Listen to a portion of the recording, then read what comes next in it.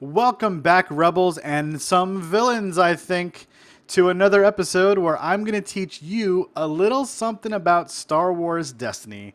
I'm your host, Rebel Gray, and before we get into all this technical stuff that I like to talk about, I want to give a big shout out to all those who are supporting me by following me on Facebook and subscribing to me on the YouTubes. I really appreciate it, and going forward, I've put all the links where you can find me in the notes for these videos, so feel free to check those out at your leisure. All right, today we're going to talk about some game-related lexicon, and the hope is that by the end of this video, you'll have learned a thing or two or five that you can take back with you, which will give you a better understanding of not only this great game, but of collectible card games in general. So let's get started after some laser action.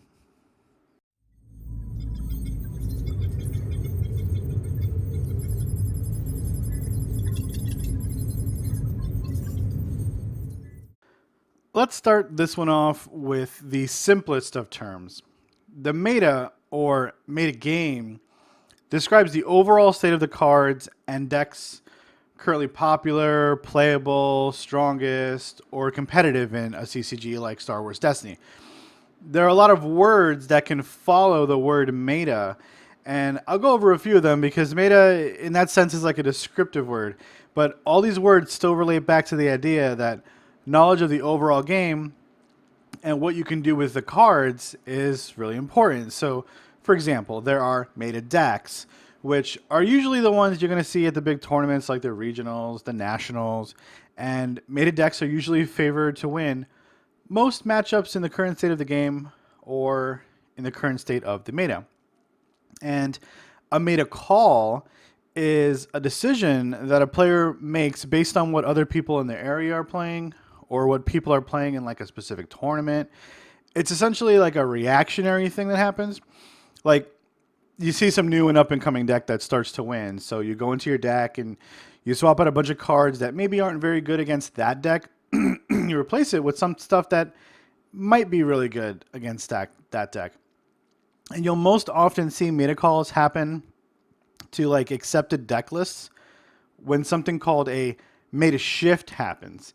So for example, if that up and coming deck starts winning a lot of tournaments, you might see a meta shift, which would be meta shifting towards that deck being top tier or tier 1 or tier 0 or however, people want to refer to it.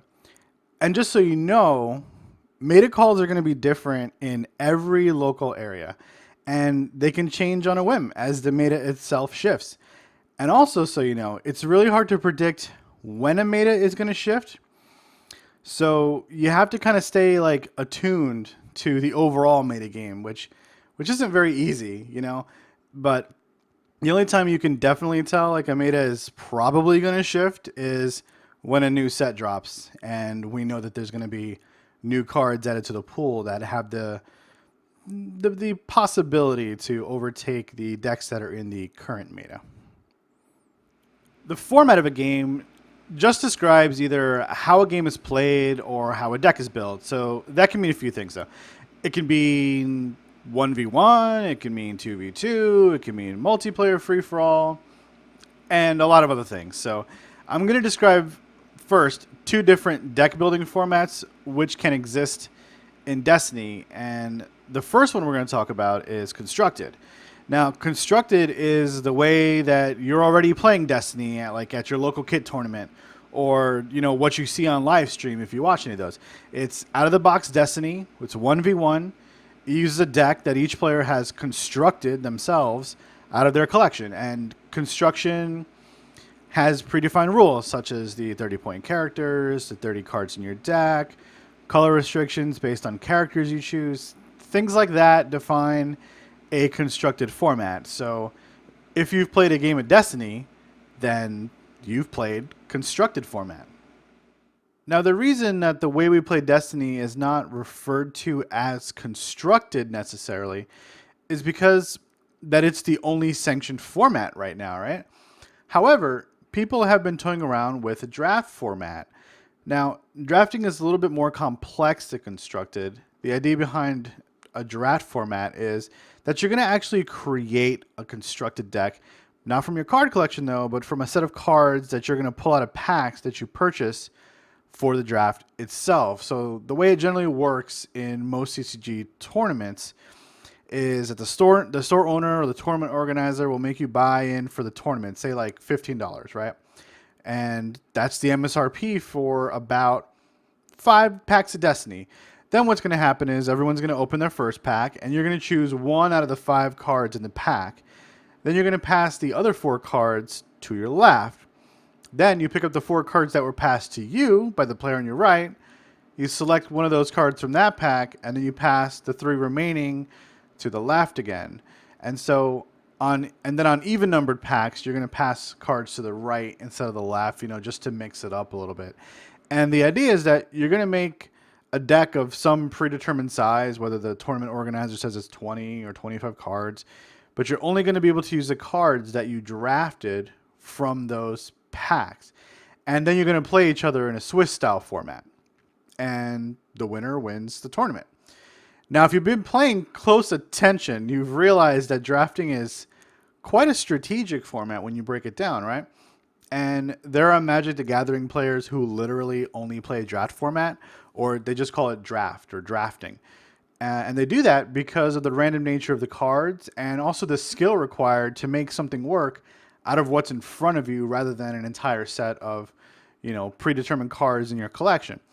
And if you're paying even closer attention, you've already realized too that drafting in Destiny is actually quite problematic because of the dice cards being 1 per pack, and that means that characters, upgrades, and supports all share the same slot and they're all mixed together.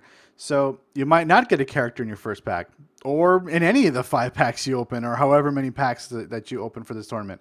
Or it might be that you get a character and it's one you don't want, so you'd rather pass it. So for this reason, draft is not popular in Destiny yet until someone finds a way to crack the code and make it consistently workable and also consistently fun in theory. The last format we're going to talk about is Emperor. And in this format, you take 2 teams of 3 players and they face off against each other using constructed decks. So this is a sub format within constructed itself. And the players of a team all sit on one side of the table, and the player in the center of that team is declared the Emperor.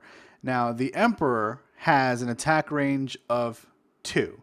So to his left or to his right, while the generals, who are the players to his left and his right, only have an attack range of 1. So they can only attack the general that essentially is across from them until that general is defeated, and then they can actually hit the Emperor because that Emperor now becomes a range of 1. And the Emperors can hit both of the opposing players' generals. And this format is actually really fun to play in Destiny, and it allows for the use of cards that you might not think of that actually can affect multiple players. So, when you look at a battlefield like Command Center, this affects all opponents' decks.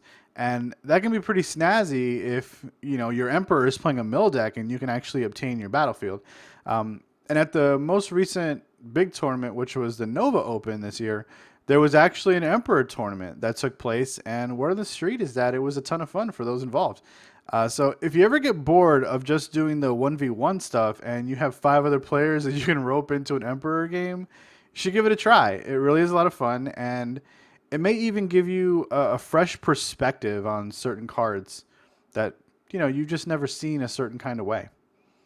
A set rotation is something that we briefly touched upon in the previous video in the series.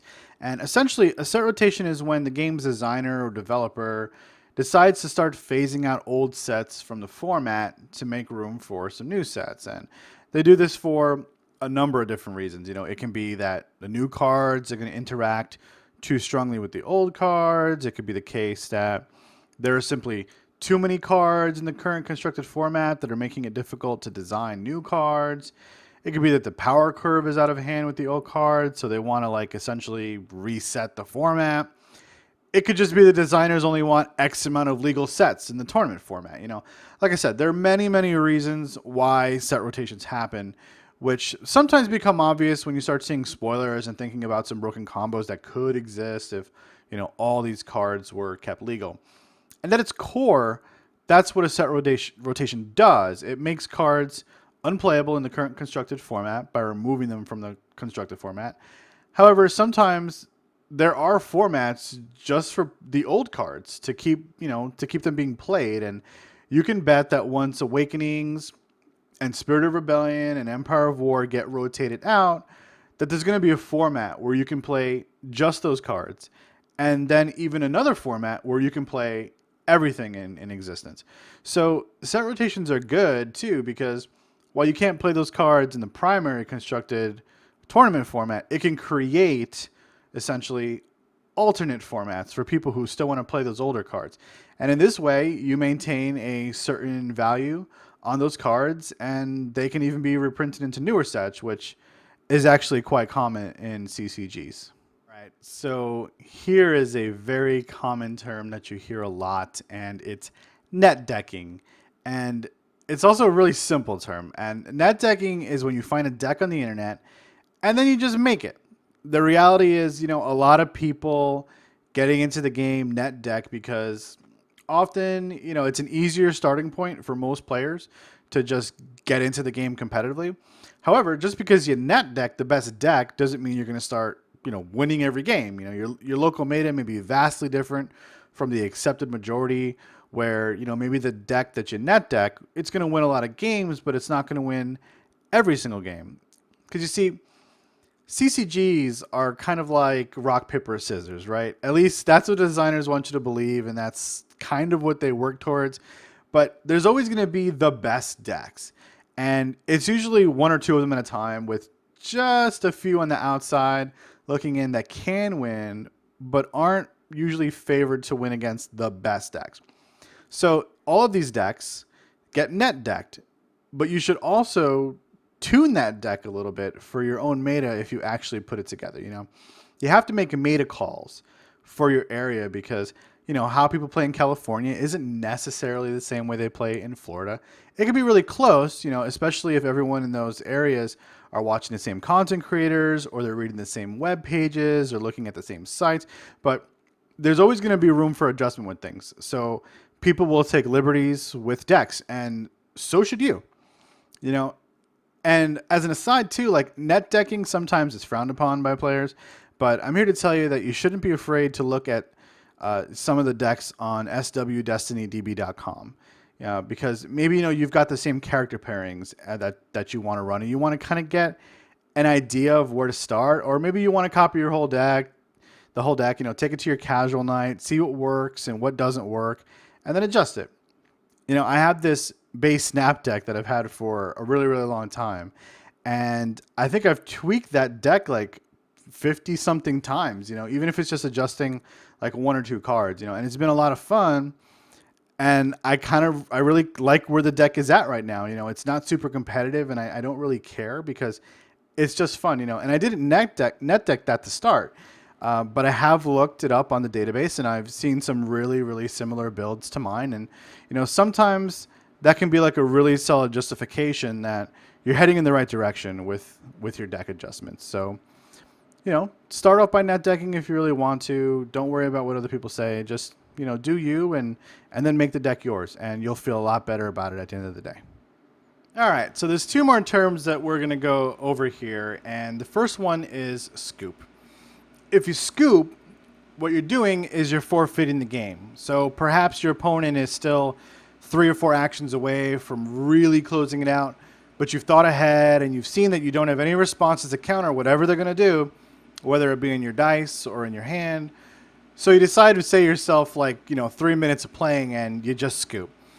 Now, the reason I mention it isn't just to tell you what scooping is, because there are some players who don't like people who scoop, because perhaps they want to finish out the game regardless of the outcome. So make sure that you know your opponent well before you scoop. Scooping, though, is generally acceptable in situations where you're getting completely blown out, and it's really obvious to both you and your opponent that you're not going to come back no matter what. And that's where knowing the meta really comes in, because your opponent's going to be able to analyze the battlefield. You're going to look at the battlefield. They're going to think to themselves, well, that person's playing this color, has this many cards in their hand and this many resources. If they don't have what they need, and I know what that 1 or 2 cards is, then scooping is acceptable to me in that particular situation. Now, the second and last term is Wincon, and it's short for win condition, of which in Destiny there are only 2. And I wanted to do this one last because the third video in the series is going to talk about deck archetypes, and deck archetypes actually help determine and create Wincons. So for example, if your deck is Django and the new Phasma, and your plan is to shoot a lot of range damage at your opponent's characters to kill them via damage, then your Wincon is referred to as aggro or damage. And if your deck is constructed in such a way that you're trying to make your opponent run out of cards, both in their hand and their deck, then your Wincon is usually called mill, which is a reference back to an old Magic the Gathering card. I'm sure it's been reprinted a million times. And it was called Millstone, and it looks like this. And Millstone allowed you to remove 2 cards from the top of an opponent's deck. And so there are cards like this in Destiny that do the same thing. And so there are decks that are constructed around trying to win through this condition. So these are the 2 win conditions that Destiny essentially has, but the paths that you can take to get to those win cons can happen in a multitude of ways, right? At least as far as aggro is concerned. You can kill opponent in a million different ways, right? Mill strategies, however, tend to be a little bit more limiting in how they can work, but you can win with them. And what you have to know about win cons is that in Destiny, you win when either your opponent's last character is defeated by damage, or when your opponent has no cards in their hand and none left in their deck at the end of the round or after the upkeep. Okay, everyone. Well, congrats for making it through this video. I hope once again that I've educated you on some verbiage that you're going to hear at your local store while you're playing Destiny. And my goal with the channel is to make Destiny approachable to everyone. And I know it can be, let's say, I don't know, embarrassing to ask a question at a store, or maybe it makes you feel a little self-conscious because you don't know something. Look, that's okay, but I want to also tell you to fight that feeling, because everyone you see playing the game just wants to play this game. They might be just as new as you. You don't know until you get to know them. And, and on the other hand, they might be able to teach you something. And I have to say that in this community, I've only met maybe like 1 or 2 guys that were jerks, and the rest were cool. And I've met a lot of people that play Destiny, so those odds are pretty good that you're going to run into some cool people. And to drive that point home, you want to get to know your local players by name, and you want them to know you by name. So get out there and, try to be social, That's what makes a great community, and that's not something that you want to be left out of. So, all right, well, that's all I had to say, folks. I'm going to see you next time for our 3rd and last video in this series, which is going to be on some deck-related terms and deck archetypes. And until then, may the Force be with you.